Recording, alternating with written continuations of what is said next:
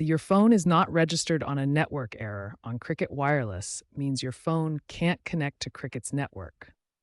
This is often due to SIM card issues, software glitches, or incorrect settings. First, power cycle your device. This simple step resolves about 40% of cases. Next, physically check your SIM card. Ensure it's properly inserted and not damaged. If possible, test with a different SIM. If these steps fail, the MyCricket app now features an AI troubleshooter. This tool, updated in Q3 2024, can often diagnose and fix SIM-related problems in real time, potentially saving you a trip to a store. Remember to back up your data before troubleshooting. If basic troubleshooting doesn't resolve the issue, update your phone's APN settings.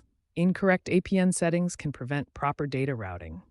Visit Cricket's website to find the correct APN configuration for your device. If problems persist, contact Cricket support through their app or by calling 1-800-CRICKET for expert assistance. Looking ahead, Cricket is increasingly using eSIM technology, which can reduce physical SIM errors and provide a more reliable connection. Also, keep your phone's software updated. Android updates often include improvements for network stability and registration. Finally, check for network outages using Cricket's Status Checker tool on their website to ensure the issue isn't widespread.